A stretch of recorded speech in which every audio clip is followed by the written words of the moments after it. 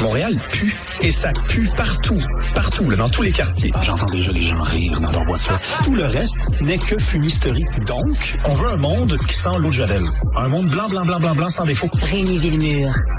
Bon, on est encore en train de parler de mon fameux quiz que j'ai fait passer à Benoît Dutrisac, puis je l'ai fait passer à... Stinguette, là, dans le coin. Cybèle Olivier. Puis en fait, je te l'ai fait passer pendant la pause, mais j'aurais pas dû. J'ai passé. Oui, tu as eu à 99%. Donc je vais le mettre sur mes médias sociaux, ce test-là. C'est un peu calqué sur le quiz que Marc Carney a fait passer à Mike Myers dans la fameuse publicité pour tester si vous êtes des vrais Québécois. Alors j'en ai juste une dernière parce que ça donnait genre les cowboys. Fringant. Et j'en avais une bonne aussi, c'était À toi pour toujours.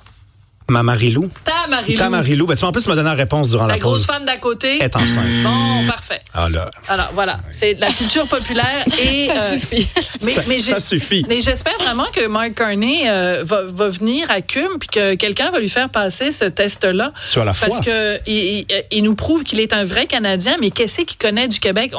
J'aurais pu dire aussi. Mais on ferait pas de blague là-dessus, mais tu sais, Polytechnique, qui connaissent pas ça, ça prouve quand même quelque chose qui va pas.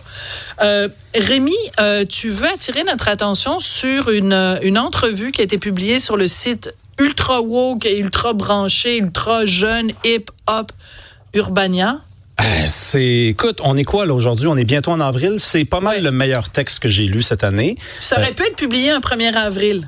Ben, pour vrai, il aurait peut-être fallu attendre un petit peu, effectivement, parce que ça aurait valu la peine. Écoute, je donne juste le titre. Donc, c'est dans Urbania, ça s'appelle Clémence, agnostique, fait le ramadan pour ses futurs élèves musulmans. Donc, déjà, juste le titre est hilarant parce qu'une agnostique, je le rappelle, contrairement aux athées qui disent Dieu n'existe pas, les agnostiques disent nous, on ne tranche pas. Sauf que si elle fait le ramadan, elle tranche. Parce qu'elle dit que les religions existent et qu'il y a des dieux et tout ça. Donc, c'est un peu bizarre. Et c'est surtout que c'est quelqu'un qui étudie pour devenir enseignant. Et donc, c'est même pas quelqu'un qui fait le ramadan, genre, pour ses étudiants actuels. C'est quelqu'un qui fait le ramadan dans l'éventualité où un jour, il y a des élèves qui le fassent. Non, en fait, elle a une classe. Elle s'occupe d'une classe. Ah oui, OK, mais j'avais pas compris. Non, mais en fait, elle est dans une classe, elle a 21 ans, et elle a une autre prof avec elle qui l'accompagne et qui l'épaule. Et tu vas voir que ça aussi, c'est drôle, parce que, et là, juste le sous-titre du texte aussi, on va faire les choses dans l'ordre, là. Pour la future enseignante, jeûner était une nécessité pédagogique. Donc, jeûner, on parle donc de la pratique qui consiste à ne pas manger, ne pas boire d'eau pendant le ramadan, et était une nécessité pédagogique. Il y a déjà juste l'idée même de la laïcité comme contestée ici, là, dans les écoles. Oui. Parce que d'une certaine façon, quand on dit la laïcité dans les écoles, c'est il n'y a pas de religion. Sauf que si on instaure une pratique religieuse, et pas n'importe laquelle, c'est le ramadan, donc c'est une religion en particulier, eh bien là, c'est comme si on disait, finalement, la laïcité, non, il n'y en a pas de laïcité. Mais je racontais donc l'histoire dans l'ordre. Mais je veux juste dire, quand on parle de laïcité, c'est qu'on considère qu'un enfant qui rentre dans une école, les professeurs et tout le personnel enseignant, on se fout complètement de leur religion, mais on se fout aussi de la religion des enfants. Or, elle, dans le texte, elle dit, le jour où quand j'ai des enfants musulmans, mais selon le principe de la laïcité, les enfants ne sont pas musulmans, ils sont juste des enfants qui vont à l'école, point à la ligne. Puis s'il n'y a pas de religion dans les écoles, ça veut dire qu'il n'y a même pas l'idée de déplacer une date d'examen parce que c'est la fin du ramadan. Pourtant, elle considère ça. La professeure qui est sa supérieure, celle qui l'épaule dans tout le processus, elle, à un moment donné, elle dit, je vais mettre un espèce de petite montagne de bonbons sur le bureau. Comme ça, les élèves, quand ils ont terminé, ils vont pouvoir venir les chercher. Et là, elle, qui a du haut de ses 21 ans et de sa formation, qui n'est même pas aboutie en enseignement, elle va voir la professeure qui, elle, est une professeure et qui a un statut permanent et elle lui dit, je pense que dans le contexte actuel, avec les élèves qui pratiquent le ramadan, on devrait cacher les bonbons et les mettre dans des petits sacs et les refiler aux élèves qui ne pratiquent pas le ramadan en dessous du bureau. Pendant l'heure de lunch, elle rentre chez elle, elle va chercher des sacs Ziploc. Elle rentre à l'école, elle prend des Ziploc, elle fait 7, parce qu'il y a 7 élèves qui pratiquent qui font le ramadan.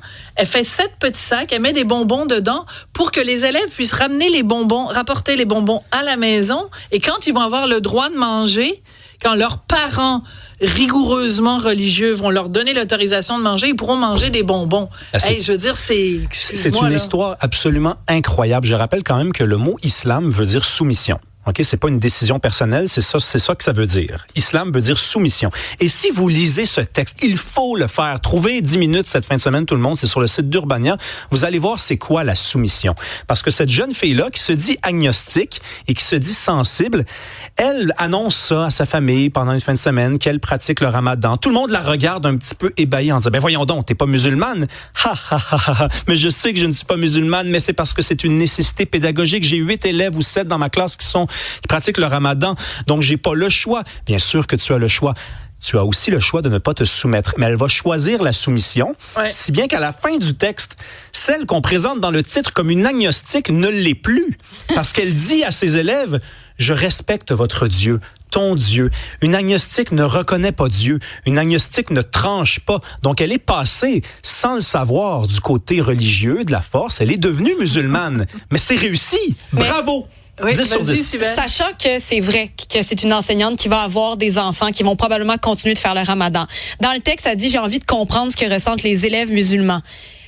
Peut-être que c'est aussi correct qu'elle veuille comprendre comment ses élèves vont avoir certaines difficultés à se concentrer ensuite, puis comprendre un peu c'est quoi... Ben comment ils peuvent vivre ça pendant le ramadan, parce que ça arrêtera pas, même si c'est laïque. Sibelle, OK, je vais te répondre à la place de Rémi, puis Rémi, tu feras ta réponse. C'est que, mettons, t'as un élève qui est, je sais pas, là, qui a toutes sortes t'as un élève qui est dyslexique, tu vas te mettre à parler, à faire de la dyslexie pour voir comment lui se sent. Je veux dire, je trouve que c'est différent. Ben, c'est un élève qui joue tous les soirs au football. Est-ce que tu vas te mettre à jouer au football pour te rapprocher de lui? Pourquoi c'est spécifiquement, comme par hasard, cette religion-là? Puis aussi, je m'excuse, mais enfin, vas-y, réponds. Non, mais moi je comprends. C'est sûr que l'argument que tu viens de donner, Sibelle, c'est exactement le sien. C'est son argument. C'est ce qu'elle dit, elle aussi. Elle dit, moi, je veux me mettre à leur place, je veux les comprendre, je veux être sensible. Qu'elle fasse le carême aussi, dans ce cas-là. Mais c'est ça le problème. C'est qu'à un moment donné, ça s'arrête où exactement? Et ça fait l'affaire de qui? Ça fait pas l'affaire de tous les étudiants. Ça fait peut-être même pas l'affaire de ces jeunes-là qui n'ont peut-être même pas consenti à faire le ramadan. Ce sont des élèves du primaire, là. Primaire, pas 12, 13, 14, 15, 16 ans. Et déjà ça, ce serait scandaleux en soi. Ils ont 9 ans. Ils ont 8 ans. Ils ont 7 ans. Ils sont piégés là-dedans. Ils n'ont rien demandé. Mais de l'autre côté, elle va peut-être pas être assez concentrée pour faire son travail. Ben voilà, mais c'est qu'elle le raconte dans le texte. Donc, le ramadan, juste pour rappeler, le jeûne, c'est du lever du soleil jusqu'au coucher du soleil. Donc, tu manges rien. Et là, elle dit qu'elle n'est pas concentrée, puis elle doit faire un travail à l'université avec ses collègues. Et ses collègues l'engueulent en disant, coudonc, t'es pas concentré, ça n'a pas d'allure, puis tout ça. Puis elle est fâchée parce qu'elle dit, ben là, respectez ce que je suis en train de faire. Non, on a besoin de toi, t'étudies. Donc, alors oui, elle se met à la place de ces étudiants qui, donc, font le jeûne. Mais est-ce que ça devrait pas être un message pour les parents? Hey, vos enfants, là, quand ils vont à l'école, le ventre vide, ils sont pas capables de se concentrer. Ben, ça, c'est vrai. Donc, quelle est votre priorité? Ben alors, c'est quoi? Merci, Rémi. C'est quoi votre priorité? Et moi, tu sais, au Québec, on a le club des petits déjeuners parce qu'on dit c'est mauvais pour que les enfants aient l'école sans avoir mangé. Ah, ben, si c'est la religion, c'est correct. Merci beaucoup, Rémi. Moi, je trouve ça hallucinant, cette histoire-là. Merci d'avoir bien répondu au quiz. Merci, Cybèle Olivier. Merci, Hugo Veilleux. Merci d'avoir partagé ton histoire tout à l'heure. Merci, Jean-Philippe Leroux. Merci, Jeff Bérard, qui est en régie, un excellent directeur technique. Merci à vous tous d'être là. À lundi. Une autre vision de l'actualité.